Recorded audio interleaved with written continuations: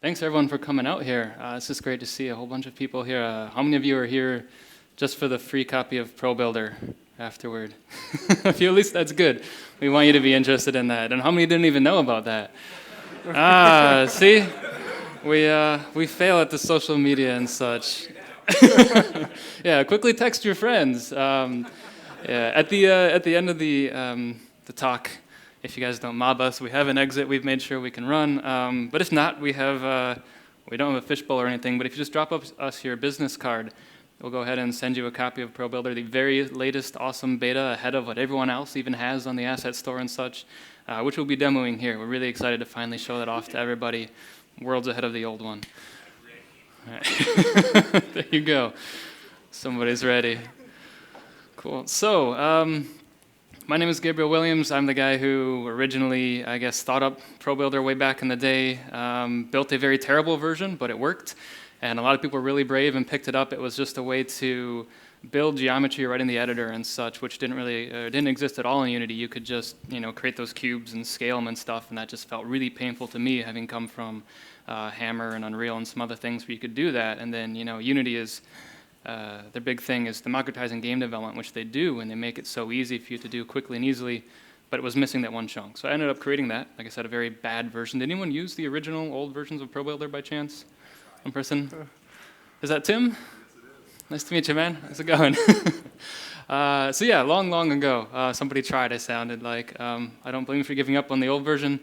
Anyway, a little bit after that, I hired Karl. This is Karl Henkel. He's the genius who's made Probuilder awesome since then. I mostly just have ideas, and he makes magic happen. So it's been great for that. We have two parts to the speech here today. I'm going to talk about what Probuilder is, the new UV update, why you should care, I guess, all these sort of fancy things. And then Karl will get into the more technical bit of this, where he's going to actually show you something a lot of people have asked about, which is how you can get a runtime version of Probuilder working, so you can actually get in there. We have a whole API set up so you can extend it, do all sorts of cool things. One of the best parts is you can have a way to let your players just build anything they want within their game using Probuilder. So he'll show you how to get something set up with that. It'll be a bit more technical, but very good. All right, so first thing, once again, what is Probuilder now that we have a few more people filing in here?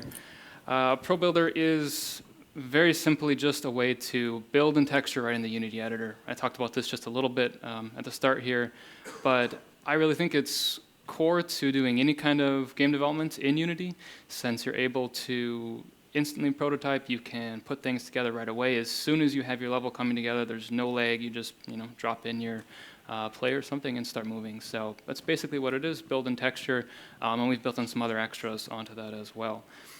We also have an emphasis on making it really quick and easy to use. We know a lot of our users are a lot of times programmers or people who haven't done any art before, are a little worried about it. They've tried out something like Blender, which is free and awesome, but really hard to use. I've used Max for many years professionally. I tried Blender and I failed. I gave up. It can be tricky. Anybody else give Blender a try? It's awesome, right, once you get used to it, but it's, at least to me, it was opposite what I was used to.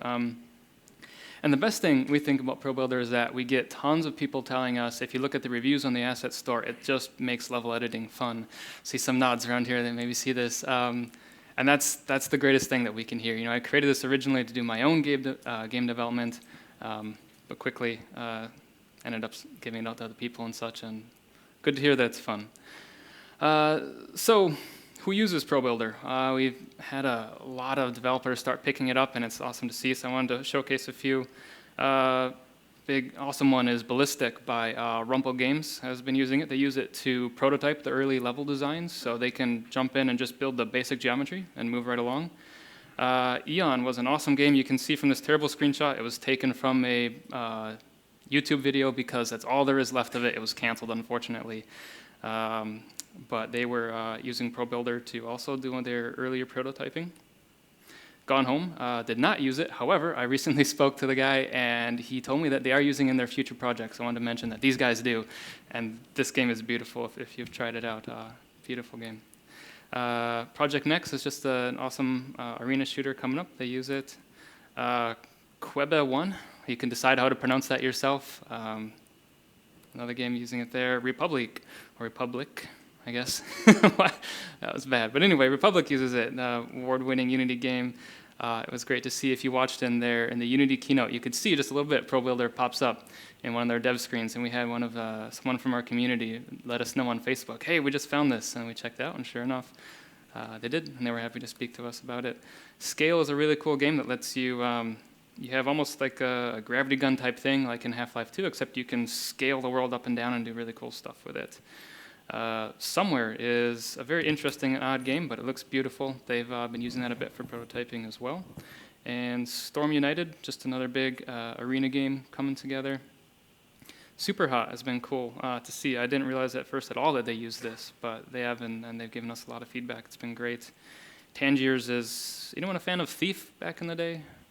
Game, a few people, awesome. Best game ever, the original anyway. They're doing something very similar to it, a little more creepy and stylized, very good. The Novelist, we'll run through these a little quickly. Tenertia, the last game here, these guys have been working with a lot. They use it for their prototyping, in a platformer game especially, you can use, as I'll show a bit later, to quickly and easily build up these levels and such real easily. They have a early access going on, and at the end of this talk, somewhere or another, we'll figure out, we have 5 access keys for Steam if anyone wants them. Maybe the first 5 people to drop their business cards for the free copy of Probuilder, or we can do a contest of some sort. So if anybody wants in on that, we have that. And then there is this just came up, and it's part of why we're a little bit last minute on everything.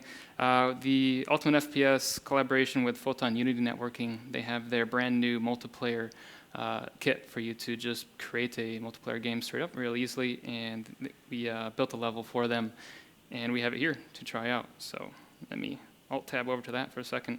So if anybody wants to, looks like actually someone managed to jump in last minute. This is a level completely built, and I'm losing on my laptop. I'll try and show some more things before I'm shot, that we built just at the last minute for, as I run. He's behind me. We built for Callie from Ultimate FPS. Don't kill me. So we get a little bit of a look at this, and if you drop by the Photon Networking booth, you can see it in action. And I'm dead.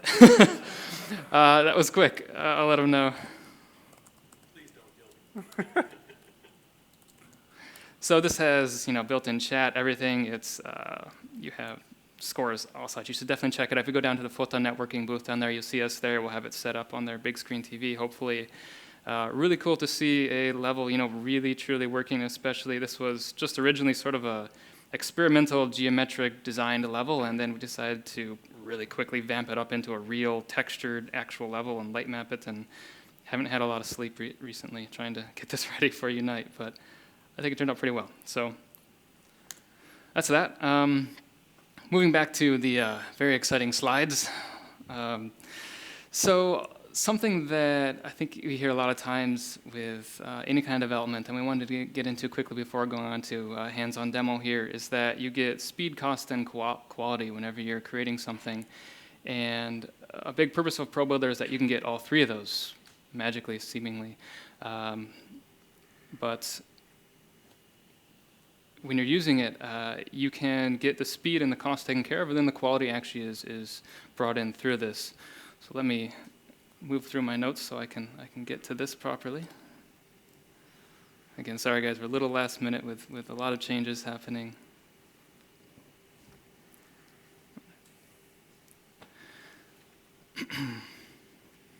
So first of all, actually, is cost, obviously. People would automatically, probably first question is, Blender is free, so how does buying a $100 tool end up saving you money? When you purchase it, just like I think Ngui used to always say, if you save even just 2 or 3 hours, you've already paid for the cost of the tool, and that's especially if you have a level designer hired who's working for you, probably 30 or 40 bucks an hour if you're doing contracting. Less, even 5, 6 hours, etc. It'll very quickly save you that. We'll get into exactly how later. But once you've done that, you've paid for the tool. If you are working on your own, it's really important to value your own time, especially. It's an easy trap to fall into. I know it myself, that you work and assume that it's free, but your own time is very valuable for sure. And so once you've saved that time, now you're free to hire more people or just separate contractors, specialists to make your game better, purchase better equipment like an Oculus Rift dev kit, etc. So, while $95 is a big investment, obviously for a lot of us, it's a major financial decision, and it's upfront, kind of hard to jump over versus something free.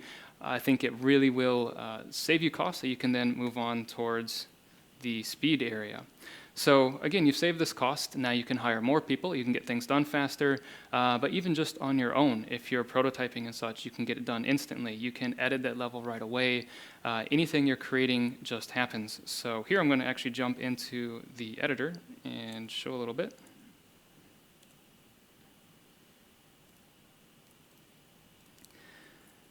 So if you're working in Unity here and you need to do something, for example, you're starting out your first prototype level and you just want to make a very basic, let's say some corridors or something, open up the Probuilder window, and this is the brand new UV window, which looks a lot simpler but is way better than it used to be, and it'll get prettier just before it's released. So if we want to build something up for a level, I can hit Control-K, create a cube, and then I'll explain a lot of this later in the actual demo, but I just want to show how quick it is if you're doing something like this. And we want to build some sort of thing. Instead of, again, scaling those cubes and such, I can select faces, move them around. You can hold Shift to just quickly extrude. And if we were going to build, again, some very simple structure, you're just doing it like this. You can also, with any of these faces, scale it or rotate it if you need to. So forth. So this is just a quick basic look at what you can do, very simply here. And if this were going to be your final level for some reason, or you're ready to start testing it out, a good trick is you can use the Flip Normals button, and now you have a nice little level. Actually, let me flip that back for a moment. And if we go to these faces, obviously a player might want to walk out of these. Select them, just delete them, and then we'll flip that normal. And if I grab the advanced player from Ultimate FPS and drop this in, and it looks like I just barely made that tall enough, so that's good. Please don't fall through the floor. Awesome. Well, I have a very small level, but instantly collision. Oop, I can't make it through there. So, hey, there, you're prototyping, right? You can go, okay, that's good. I can't make it through my level. That's probably a problem unless I crouch down or something. But the collision is all there. Light maps will be taken care of for you. Oh, it doesn't bake them, obviously, but it builds the UV2s for you. It's instantly working. So right away, you can start texturing that if you need to, etc. This is actually a good chance to check this out. So that's too small. Instead of taking this and going back into Blender or something and then back and forth, or 3D Max, whatever you might use, I can just grab that face. Oops, wrong face. And then I pull it down, and then I can give that another try. There's no weight, and this is something that I really try to stress with Probuilder and how it works, is that, back in the day we had older level editors where you had to wait for your lights to bake. You didn't even get dynamic lights to see it all. You had to wait for your scripting. Unity is awesome. You build a script, you drag and drop it. You have, in the game, you can edit through the inspector, all this stuff. And one thing that's always missed to me is this area here. Don't know if my microphone is off. So again, our emphasis is on you can simply get in, build with zero creative lag, just like this, whether you're building very early prototype structures or if you have a finished level. And the one I was going to use is a little bit busted, so I'm going to take a look at this one here. If anybody watched the old E1M1 tutorials as well, anyone see these? I know someone who went through them there, Tim did. So a while back I recreated the E1M1 level just for fun and then ended up turning into a big tutorial. You can find it on YouTube, and I'll make sure maybe drop a link for it later on. And it goes through the entire building process with Probuilder and using Ultimate FPS for the camera. Can you guys hear me okay? I don't know if this is good. Okay. So let's say you have a beautiful finished level, probably a little more high detail than this, obviously, but you have it come together and you realize that maybe you need to add an extra wall here or something. Again, instead of trying to fix up a mesh and all that, it's very simple to bring in your Probuilder objects, use those fancy Unity snaps, and just add this in. And even if it's just checking, how would my level work if I had, a quick little wall here, or maybe it's something a little different, and I, add in some cover for your game and such. Once you have that set, you're done. Hit play. you can check it out and see how your game is going. You don't have to move things back and forth. Of course, you can also, let's say you realize that, again, this wall isn't tall enough, anything like that, you can just jump in and edit this entire level. At any point is fully editable, either by edges, faces, or vertices. So you can really quickly do that and also edit the textures. I won't show you the textures on this one because this is the old version of Probuilder and it's not at all as good. I don't want to say terrible, but it's so much better than the new one. We'll get into that later. Okay. So we have speed. It's very quick. That's good. That's wonderful. Then we go to quality. So as usual, they always say you get just one or you just get 2 of the 3. Here we take these 2 together, cost saved, speed added, and it actually adds up to you getting quality, the 3rd one altogether. And this is really where Probuilder comes into its own, especially for independent devs where everything you're doing, you need it to go by or finish as quickly as possible. You maybe are working part-time at some other job, et cetera, and you can't let it cost a whole bunch. You can't afford to hire lots of people and such. So the quality comes in, you have the more time, you can enhance your project afterward, you're finishing quicker, you have your prototype coming together better. Then of course, again, you have those extra funds available in that you can hire more help. You can get a specialist, like I was saying, to really make your game run perfectly, some sort of engineer, buy that equipment and so forth. So you end up getting all 3, and that's the big idea with this. All right. You know, I wanted to show one extra thing here as well in this level. Something that Probuilder does extra that we add in case you need it is allow you to create really simple trigger volumes, and a lot of people don't end up using these, so I want to kind of highlight it off the regular track. If you have anything where you want the player to just run through and trigger an event, turn on and off a light, a sequence, whatever it might be, you can create a regular Probuilder volume just like this, and there's no difference. You can edit, et cetera, like anything else, and the collision, of course, stays with it. And then we have it set up, you just hit T on your keyboard, it turns into a trigger. What this means is when you play the game, it will automatically hide itself. It's never going to be shown, but it is shown in your editor, that you can toggle it on and off here, the visibility. And then it's just, you know, your player runs through it, a script is triggered, et cetera. You have to set that part up. But it just cleans things up a bit more, so you don't have these hanging around and have to turn them on and off, hide a mesh render, et cetera. Then you lose it. It's somewhere in your gigantic hierarchy of thousands of items.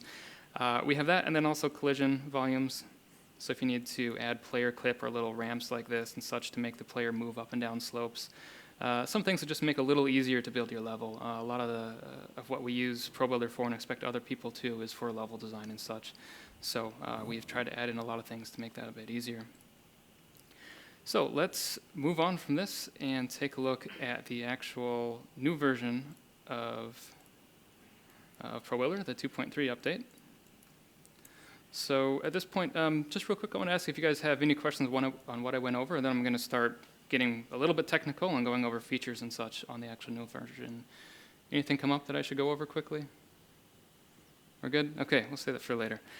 So the Probuilder 2.3 UV update. It started as just we wanted to have a real UV control in the editor, and this was something that just had to happen. It's been waiting for a long time. And along with that, we ended up deciding we wanted to recreate the GUI because before, I'll go back to the old one for a second. You have this pretty looking GUI with some buttons and such, but a lot of people are asking what the heck each one does. Also, it's a pain to code to make it work properly and to edit it or to make it dynamic. So in the upcoming version, we're going to have just text buttons down the side. Obvious what they do, there's no problems there. Also, as you switch between modes, the panel is dynamic and changes, so it's only going to show what you actually need. They're all there. You don't have to, dig through menus. You don't have to use keyboard shortcuts that you might not know. Although one other thing to quickly mention, always remember if you go under the Edit Preferences in Probuilder, there's a ton of shortcuts and preferences you can edit, so definitely check that out. Helpful. So with Probuilder, it works very similar to really 3D Studio Max in a lot of ways. I use that a lot myself. I think Maya is somewhat similar as well. Up at the top, you can choose between vertex, edge, and face mode, and then just edit anything. With the standard Unity controls, nothing fancy to do, so you can jump right in and start moving that around. In vertex mode, you can drag select the same for any of the edges or the faces. And we try to keep things very consistent. Whenever you do something one way, it should work the other way. So when you're in face mode, you can click on a face and select a face. Same works for vertex mode. If you click where the face is, it will select all the verts. So we try to do things like this. Even just something very little, it makes it a lot simpler to use. I think a lot of times people will make tools that do awesome things. They're really powerful, again, like 3D Max. It does a ton of stuff, but it can be really complex to figure out and get it working for your workflow well. So I like to concentrate, and while Karl does all the actual work, I sit around and constantly throw him reports that seem silly, but stuff like this. I want to click on a face to select all the edges or vertices, just to make it really easy to use. Okay, so edges are similar. These were added in recently. Super good to use if anybody uses like an edge loop modeling method. You can move these around separately, or select and hit Alt-R to ring all the way around, or L to loop, just like in 3D Studio Max. This won't have a loop here, but it would. You can add in edge loops. This is fairly recent as well. If you hit Alt-U, it'll instantly add in a full loop all the way around. So you can quickly start adding in detail and such and make this do a bit more. If you want some more control over that, you can select different edges and just hit Alt-E, and it'll connect only those. And my beta version has given me an error. We'll ignore that. Hit a MIB device there. But it worked. It was clearly not Probuilder's fault. Who knows? Again, working with a beta here, so if it explodes, like I said in the keynote, it shouldn't. I've been using this actually to build the entire that Ultimate FPS demo level, and it worked wonderfully the whole way. So edge loops, you can drop those in nice and easily. Alt-E is the command for basically adding geometry in general. So it's going to connect two edges. If you are in vertex mode and you select, let's say, don't break, okay. Select two edges and hit Alt-E. Again, it will connect those two edges. So while there's the automatic triangle in there, now if I switch to edge mode, you can see better there's an actual edge in between there. So Alt-E connects vertices. You can use that across, obviously, entire planes. If you've created an n-gon and it has 20 sides, you need to make that into a proper piece of geometry, you can connect the verts up exactly as you like, which is also really good when you get to the stage of texture editing, so that you can set up your tries just right. Alt-E also, if you have a face selected, again, just adding geometry, hit Alt-E, and it subdivides the face. So now we have all these extra faces, and you can start adding more geometry. Quickest way is to hold Shift, and you can extrude. At any time, you can select anything like this and just start adding on your geometry. This was a big one when we finally added it in. We were really happy to be able to do this. Previous versions were much more complex. Not building anything real here, but hopefully that that goes across. You can see you could build much from that. So you might be noticing also just a little down the GUI here, we have the plane, world, and local area. Right now it's working in plane, which is the default method, which allows you to move things in their local plane. Oops. You can also switch that between local and world. So local is going to be the objects transform. So if I rotate this a bit and you have it at an exact angle, now it's going to match that. So if you need to move things directly according to that, it's very handy. And of course, world just always matches the Unity world. These things get a bit more technical, I guess, but useful once you start building much more complex levels and such. We've added a few things down here. Obviously, you saw the flip normals. You can turn things in and out and such. We have the actual buttons for subdivide. Set pivot lets you set exact pivots wherever you like. So a lot of times in Unity, you're building something, the pivot turns into the wrong place. You can select any number of verts, edges, or faces, say just one even, and drop the pivot right in there. And now if I change this here, we have the pivot right there, which is very handy. Okay, so I'm getting towards the end of my half hour. I'm going to speed up a little bit. We'll have full tutorials on this. I want to make sure Karl has plenty of time. So the UV update, I spoke about that. I never went into it. Now we'll finally talk about it. Very, very excited, like I said, to show this. So this crazy-looking pile of verts is the new UV editor at the moment. I'm going to actually delete this, create something new, which is a little more obvious. How many people here have experience with Max or Maya or some sort of UV unwrapping? A lot of you. Okay, awesome. We've tried to keep this a bit of a nice mix between the old, really simple, basic texture editing that Probuilder had, so that's still there. And we went back and forth for a while trying to figure out how to implement both that and the new fully manual UV editing, because I know a lot of people like that, and we didn't want to make it too complicated for anybody. So when you create a Probuilder object, it automatically has these auto UV settings.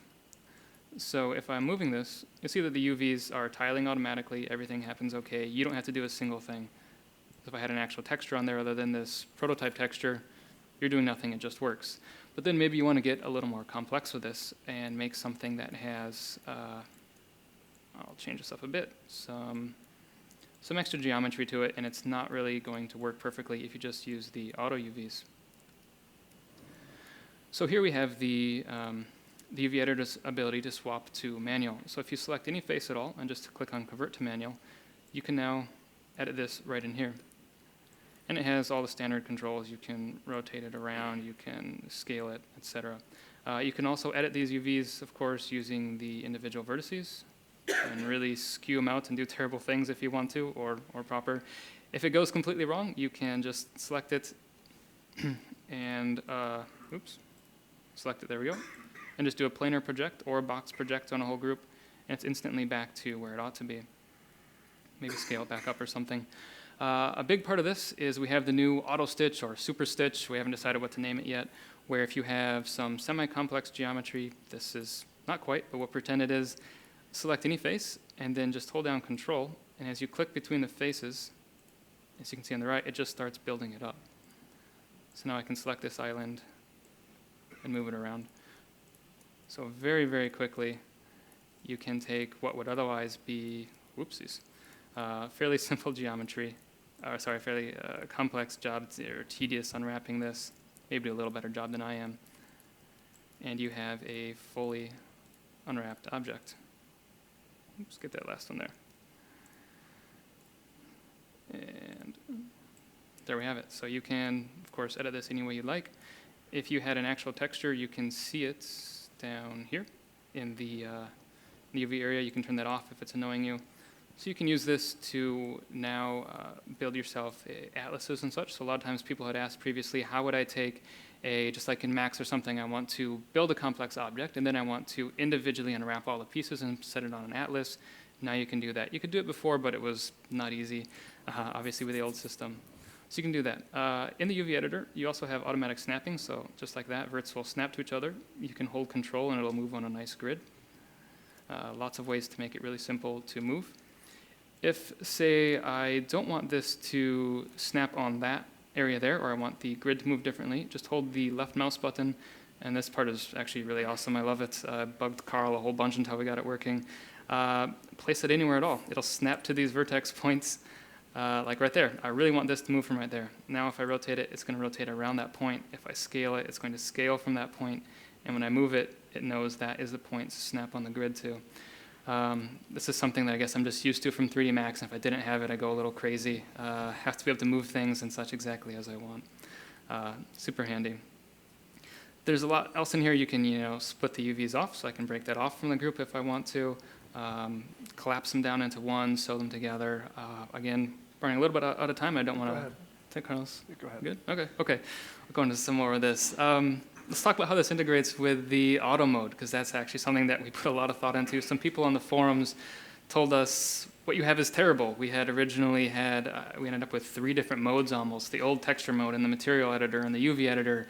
And luckily they told us it was terrible, and we said, okay, we'll figure out how to rebuild this. And somehow we came up with this method, so you now have the old auto mode and the manual mode. So if I take a few of these faces, if they're in blue, they're auto. If they're orange, they're using the new manual mode. You can see the actions palette is dynamically switching, so you can do whichever on there. If I select an old auto face and turn on this little toggle up here, I don't know if I guess it's showing up okay. This allows you to edit things right, or edit the UVs right in the scene view. That works for both auto and manual. Right. Yep. Oop, I grabbed the wrong face. Let's see. Down here I have. And yes, as Karl mentioned, that's important to mention, that works for both auto and manual, actually. I don't know how that works. It's magic, like I said, but it works. It's beautiful. So anyway, this is the old version. You could just move faces around. You can rotate them, scale them very quickly right in here. And then the tiling just automatically works. It does all that for you, even if you then go in and I'll turn that off and say we move this. So with those auto UVs, that tiling simply keeps happening unless your beta breaks. I'll move this side since that one has broken. That one too. Okay, ignore. This is why it's a beta. So anyway, I'll stop messing with that. Embarrassing myself. Okay, so wonderful things happening other than that. Let's say we want to, well, good, we've broken this completely. It's very much in my way. In the auto settings here, I can just click on the scale and set this to 1, move the offset back to 0, and punch in some numbers, and I can get it back to what I want. I can also scale it down right in here, or move it, and it automatically picks it up in the auto settings, but I can still use it. Ooh, that's a fun-looking face there.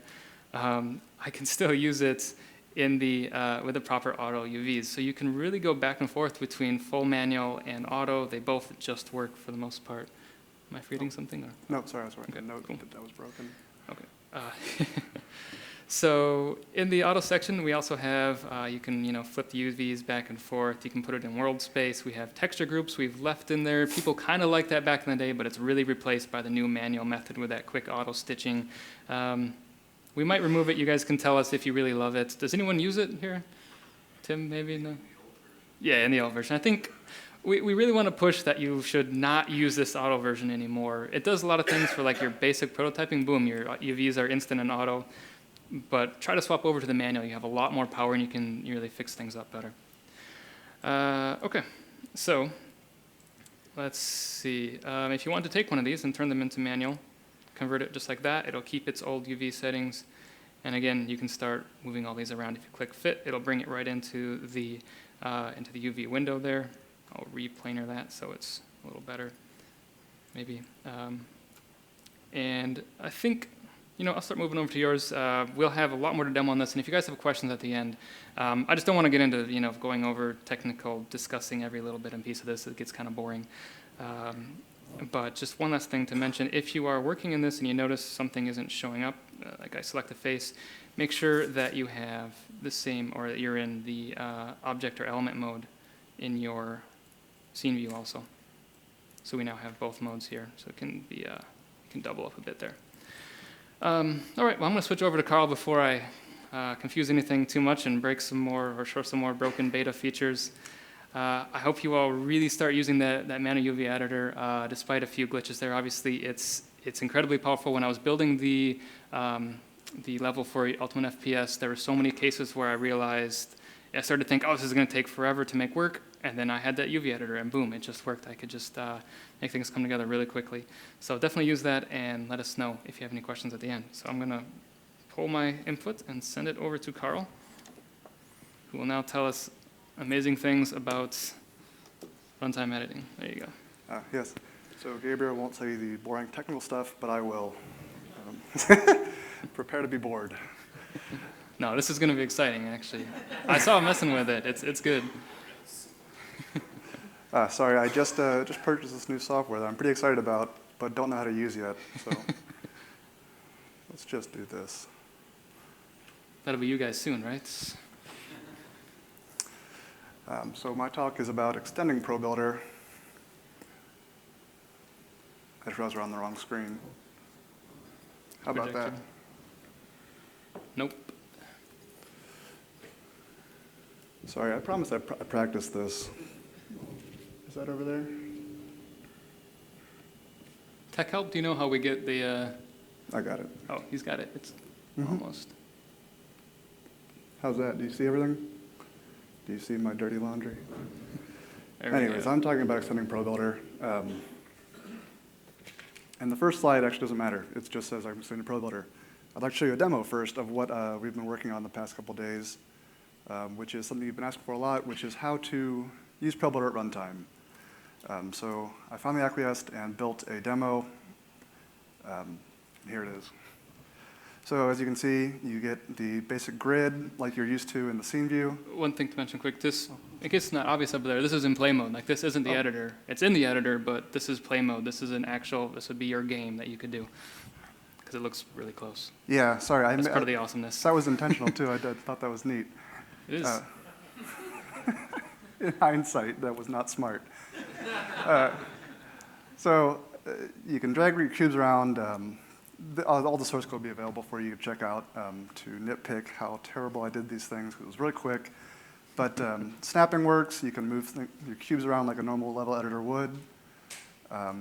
When you switch into face mode, you can do things like moving faces around. You can extrude them. Pretty much anything you do in the editor, you can do at runtime. All of the code that is used to edit objects, I've made sure is runtime compatible. The editor really is all just the GUI portions that talk to Unity, so take your input, and et cetera. All you need to do to extend Probuilder is just tap into that core and mesh operations utilities that I'll talk about a little bit later. So anyways, let's jump back into these slides. How do you start working with Probuilder? There are three main components. The core, which contains things like the PB object component and some math functions and things that you'd use to actually build the mesh. The mesh operations namespace, which is in PB mesh ops. And of course, the editor components that you really don't need to worry about unless you want to extend the editor, which you can do, of course. It's all made available to you. The reason it's split into the three things actually is a new thing we did. People wanted to share Probuilder objects among their team, so people who don't have Probuilder need to be able to open projects with Probuilder objects in them. So we split it off into the core and mesh operations. So if you need to swap Probuilder made geometry between users who don't have Probuilder, just include Probuilder core.dll, and they will have no problem opening up your objects. That's a big deal. We were happy about that one. I'm sure lots of other people are too. So if you're going to start working with Probuilder, there's a couple things you need to know. The first of which is the PB object component. This is pretty much the only thing you need to know. If you're creating a Probuilder object, you're going to use PB object a lot. It's responsible for translating all of the Probuilder components like the faces and vertices and indices of triangles into a Unity mesh object. So this is what you can do. These are all shapes that come bundled with Probuilder. You can generate these yourself, all through code if you'd like. This is a screenshot of how one of the ways to build a Probuilder object is created, which we'll talk about in a second. So if you're creating Probuilder objects, you're going to use the Probuilder class, or you can use more directly PB object. So there are a plethora of ways to create Probuilder objects, the easiest of which is just to call probuilder.createPrimitive. And we have the shape enum, which provides you with things like a cube, triangles, spheres, not sphere yet, but arch, pretty much all of the objects you can create using the probuilder.createPrimitive, which will give you the default primitive that comes with everything. If you want to get a little more complex and generate, say, like an 8-sided cylinder, you can use the shape generator, which provides you access to all the enumerators or properties that go into creating the shapes. So if at runtime you need to create an arch, you can just feed it the parameters that are required and it will build it for you. But you also have even more fine-grained control moving into PB object directly, where you can create meshes like you would a Unity mesh with slightly different API calls. So you can feed it vertices, UVs, faces, as many or as few as you like. Basically, as long as you feed it vertices, it can figure it out. And then we provide some editor functionality that makes it easy. If you're extending the editor, you're going to use, there's some Probuilder-specific things that we do, and we provide calls that make that easy. So init object flags. And that's getting pretty technical. You can talk to me afterwards if you want to actually extend the editor. So working with Probuilder objects. You will work with the PB object components I mentioned earlier. And in general, all you're going to do is be working with vertices and faces. Shared indices is a little more complex. But that's how we manage hard and soft edges. But in general, you don't need to worry about that. So vertices and faces are important. And this is what controls how meshes are created. So walking through vertices, you know what vertices are. They're the little dots that make up 3D points. Faces are what compose of the triangle array. So actually, I guess I should ask, how many of your programmers, like, is this making sense? Is going, okay, so you all know what I'm talking about. So faces are what you expect. They contain triangle information, and in Probuilder's case, which is a little unusual, they also contain data about how UVs are meant to be projected. So that's the old auto method of UVs. So instead of storing UV as a big array, we store a set of parameters that are used to project those UVs, which is how we generate them on runtime, or whenever you move a face around, we don't have to ask you to rebuild the UV arrays yourself. You just set, here's how I want them projected, here's the offsets, scales, transforms, et cetera, and it takes care of it for you. And then edges are what you expect. They're the edges. You don't have to mess with those unless you want to, but they're all there, made available for you. You don't have to figure it out yourself. Probuilder tells you where the edges are and how you can work with them. And PB face gets its own slide. Because I was talking about earlier, yes, it is like the core of how meshes are created in Probuilder. You give it triangles, you set UV parameters, and you can also set smoothing groups, which is something we didn't actually mention in the talk, right. which is super cool. So instead of having, clicking vertices, if you were familiar with Max or Maya, selecting vertices, setting, make this a smooth edge, make this a hard edge, we do something called like smoothing groups, which comes from Hammer. If you ever used Hammer or Radiant, you would set a face to a smoothing group, and it would then know if these two faces share a smoothing group, that edge should be soft or hard, depending on how you set it. So just another way of making it so the user doesn't have to know about some of these slightly more complex things that they might not know about or might not understand how to work with. Just know that if you set two faces to smoothing group 1, they will merge their normals and be a smooth edge. So if you've worked with the Unity mesh before, you know you set vertices by setting mesh.vertices to an array, and you set the triangles, and in a specific order you set these things in. Well, with Probuilder, you can do that. You don't have to. So we say, if you're going to call mesh.vertices, instead call pbObject.setVertices, where pbObject is your component. You can set the UVs per face, et cetera. And it's important that you do this way because otherwise, Probuilder won't know about how to generate the mesh once it's built. So if you just set the vertices and don't tell the internal vertices array how to do it, it won't generate properly. So important that you stick with the PBObject API calls instead of calling directly to the mesh. But as I was mentioning, it's even easier than working with the mesh class because you have handy functions like translate vertices, which will move a face for you. So if you just call, you get a face, you say move this face this direction, it's super easy, it's one call. Same with extrusion. So some of these complicated mesh operations, you don't have to code yourself. We have pretty much everything you see, like bridging faces, connecting edges, extrusion, it's all one call with just what you need to know. So if you need to extrude a set of faces, just call it extrude faces. And it will automatically figure out what normal to follow that face along, tell it any of that information. But you can, those also exist. I didn't put it in here because I was trying to stay simple.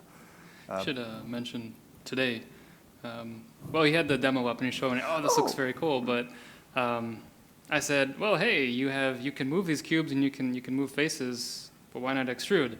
And Karl goes, oh, well, yeah, I can do that. And we were sitting here literally just before you guys got in 5 minutes, you added extrude. So that's how simple it really is. I got to see it right in person there. So it's very cool.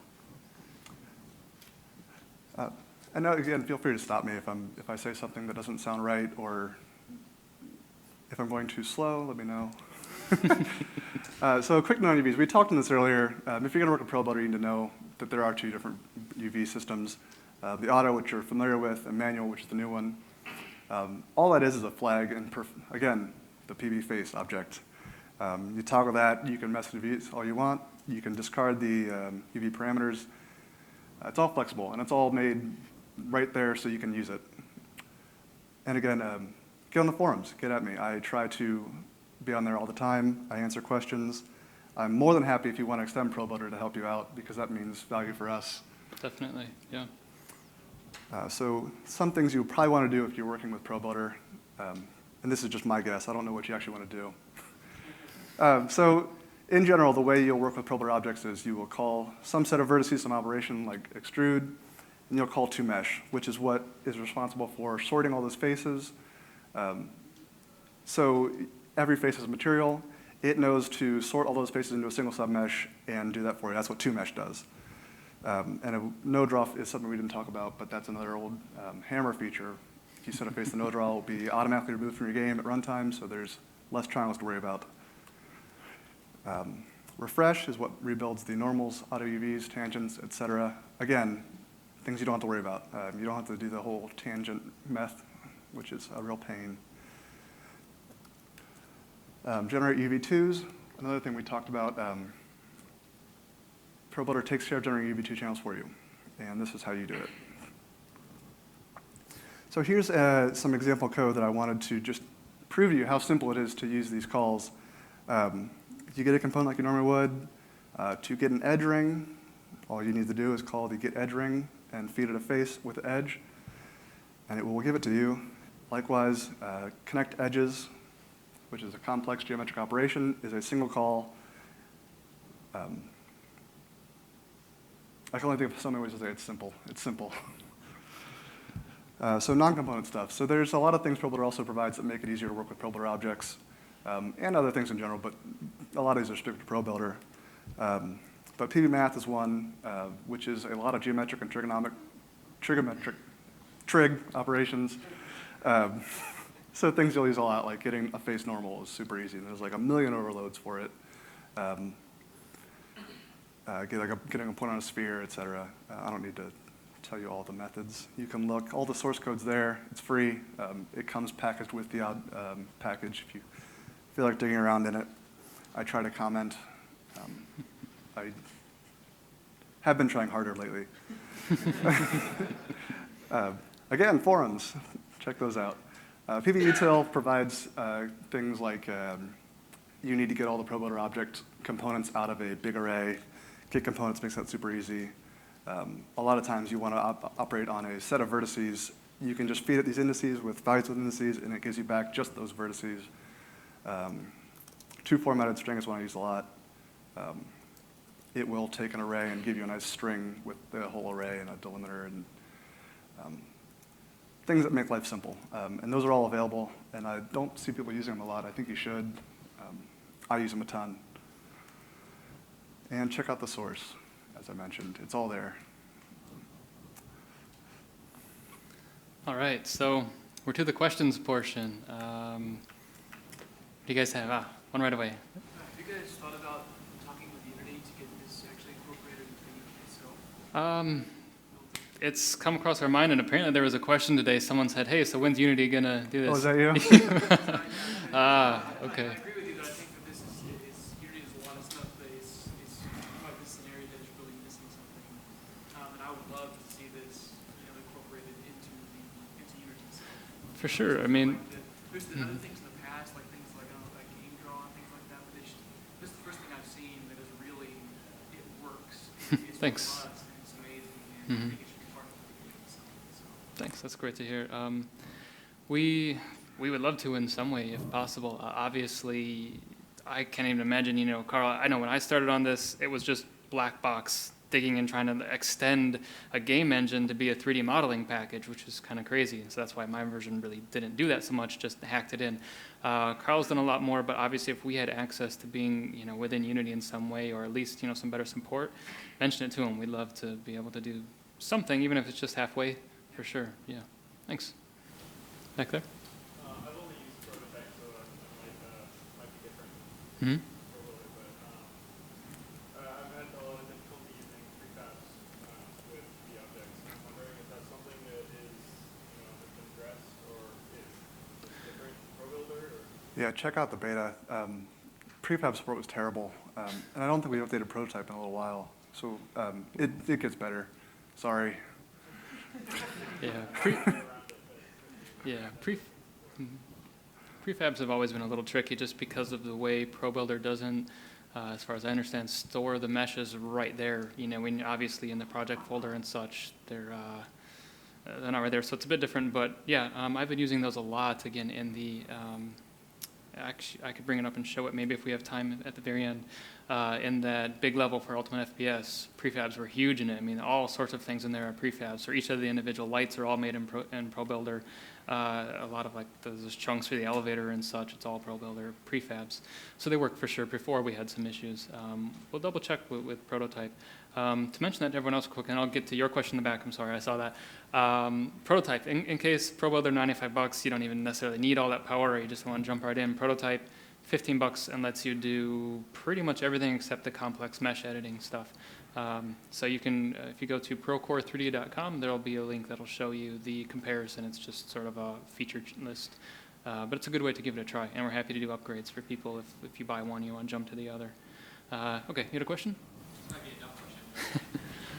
Can I use Probuilder to build prototype geometry and then export it to my artists and bring it up?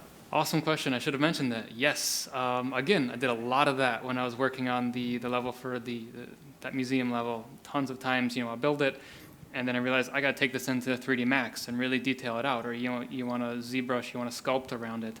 A really good workflow for Probuilder. Obviously, if you're building a next-gen game, you're not going to build all your geometry in Probuilder. That would not be a good way to do it. Definitely use it. Build, like I was showing, your quick testable level. You can run around. It's good. All your sizes and heights are okay. Export that as an OBJ and start building in Max. Build around it. Or keep that or parts of it and just drop in detail meshes as the usual workflow to have. So yes, there's export to OBJ and it works very well. Go ahead, Sam. Are there potential problems when we go to WebGL and using the DLL assets that are here when basically Unity switches over to its whole new build, its asset pipeline? And if there are, is there a way for us to kind of insulate against that, or ways that we can? Well, the easiest solution would be just to strip the Probuilder components from your objects. You don't have to have Probuilder in your built project if you don't want to. At the end of the day, it is just building to a mesh component. Yeah. So I don't foresee any issues. I can't see there being a problem. But if there is, I'm sure we can find a way around it. But yeah, we're super flexible. You can export it to OBJ, or if you want, just strip it all out and reduce the size of your game. Something else on top of that, that probably is a question people might have is, Probuilder does not affect your actual end game performance in any way. It's really just, they're just in the end meshes, the same as if you had imported whatever. You can just edit them in the editor, and there's some scripts on them for editing, but it's all editor scripts. There's absolutely zero overhead. I'm correct on this, right? In game. There are some situations where there could be, but yeah, for the most part, yes. So there could be a rare case, but as Karl was saying, we have a thing in there where you can strip all the Probuilder objects anyway, which might be a good idea just for simplicity, and you're tearing out a few extra scripts before you publish your final game. I personally can't imagine how it would make a difference, but you can definitely do it in case. Well, we could even provide a post-build process that would do that for you. That's a good idea. We'll write that one down. Yeah, I should do that. When you build it, it'll tear it out anyway, for sure. Yes. There was a question. Yes. Merging Probuilder and non-Probuilder objects inside, is that possible? You can, yeah, exactly. Tim's got it. You can Probuilderize, and you make a. I can. Yeah, give that a show real quick. It's really cool. So I forgot to mention this while Karl was bringing it up. Oh, wish we had more time here, really. You can take any two Probuilder objects and merge them together. So you're saving draw calls, obviously, and then you can pull them apart if you want, of course, later.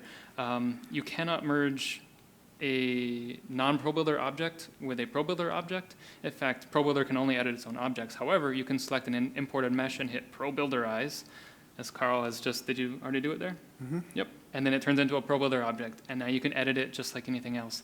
So that's a really cool way to, if you have a mesh and it's not quite perfect, you bought it from the asset store, Probuilderize it, edit it up. It's quite nice. So there's a standard Unity cube suddenly turned into an amazing bird bath. Maybe. I'm a programmer, not an artist. It looks better than what I had on my screen, actually. So, what else? Yep. So I'm a Next. programmer, but I'm interested in doing layouts in the scene. So this looks like it'd be a great tool, especially. Yeah. Sounds like you've abstracted some of the complex ideas of modeling. Right. If I'm hearing you right. Yeah. So would your tutorials and stuff be such that I would get a newbie in modeling up to speed, or should I look at other resources to get up to a certain level first? You know, there's basics of modeling that can be good to learn elsewhere.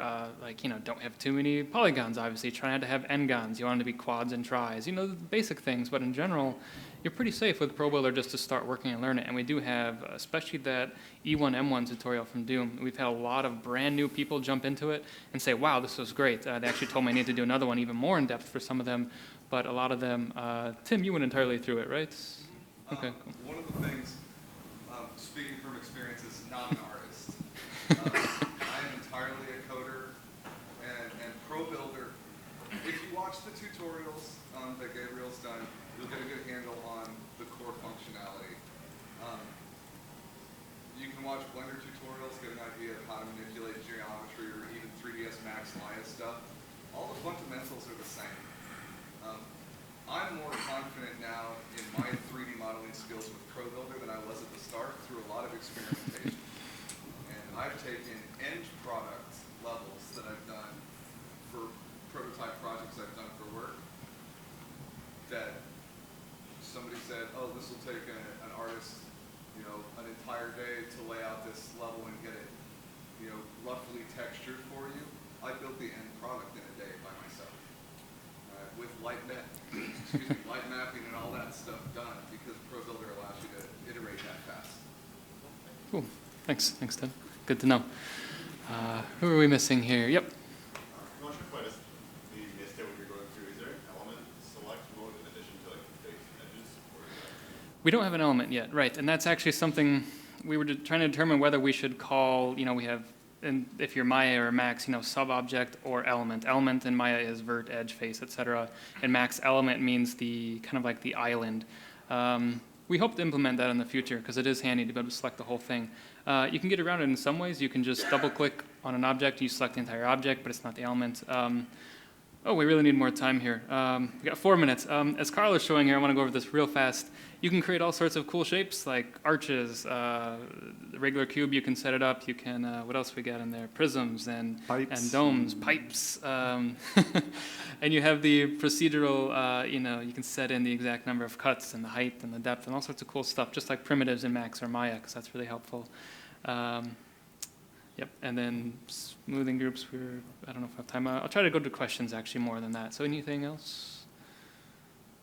Everybody's, oh, yep. I'm just curious of your form of vertex Vertex colors. colors, right, oops. Yes, show them some vertex coloring. Vertex colors. Yeah, so you can just select any face and just start popping on vertex colors right away. Technically, they're applied to the face right now, but it is using vertex colors. So if you do that, you want to make sure just that your material can handle vertex colors, and it'll drop right on. That's a really handy way. A lot of times I'm building up a prototype level, you know, you make 1/2 blue, 1/2 red or whatever, and then label out some areas orange for the no man's land or some such. Again? Not yet, not pervert. It is in code, but we can expose that. That's not a big deal. Things are coming together, for sure. Anything else? Okay. I had a, were you going to, something else? I had a list of a couple things I wanted to go over real fast. So again, just as Karl mentioned, source. A while back, we decided to release full source for Probuilder. Do definitely look into that. If for any reason, if a lot of you guys are programmers, check it out and extend it. Tell us what maybe we could improve on it or anything like that. It's all there entirely. Don't make your own and sell it, obviously, but you know, it's there anyway. We have a forum, an awesome ProCore forum that you can go to. I'm going to steal your, or maybe just go to it real quick. Procore3d.com/forum, and you can, you know, interact. We have a huge, awesome community. Tim is a big part of it. Lots of people there. You can ask a question, even if we don't get to it right away. A lot of times, a ton of people will jump in and say, hey, yeah, this is how you do it, or here's an example. There's been a lot of good cases with that. If you end up with a bug or something you can't figure out, you just want some inspiration, or you want to try and inspire other people, post your work, get some critique, the forum is great, whether using Probuilder or ProGrids and any other tools. I have 2 minutes. What was else? Okay, mapping contests. We love to do mapping contests. We've had a couple really successful ones and a couple ones that kind of bombed because I didn't show it off well enough. You know, kind of as evidence, I think almost none of you here knew that we were giving out a free copy of Probuilder if you came, which seems like everybody would have known that, but obviously I didn't get the word out. So if you can, we got a whole pile of business cards. Take one, please, and you know, sign up for our Twitter or Facebook, or we have a newsletter that supposedly goes out once a month, maybe once every 3 or 4 months, but Twitter we're on quite often. It's too busy developing stuff really to do the social media, I guess, but we'll let you know when there's upcoming contests. We had a $500 contest before, which was, you know, not a bad prize, or you just win free tools and such that we have. So last of all, I just want to mention Tenertia one more time. So we have a couple free keys for the, if you want to go to the Steam page maybe for Tenertia real quick. They gave us some early access keys if anybody's interested in it. It's a really cool platforming game where you just have a little dude who jumps around using rocket jumping, and it looks like a lot of fun with some awesome level bosses, and the art is beautiful. They're in early access right now, and I think what we'll do is we'll pull out of a hat from business cards given to us, and we'll send those to anybody who wants it. Or maybe we only have 5 people who really want it. Is there hands? We can give it right to you if you're sure you want it. Oh, there's a lot of people. Sorry, guys, you should have raised your hands sooner when I said in the beginning. No, it's all right. So maybe we can get more from them, actually, to get that to you guys. We'll see. But for sure, we'll just do at least a drawing or something like that for everybody. All right, we're at 2:30, so we're actually running overtime now. Anything you wanted to add, or any last things before you guys all run off? Good? Okay. Thanks again, everybody. Thanks.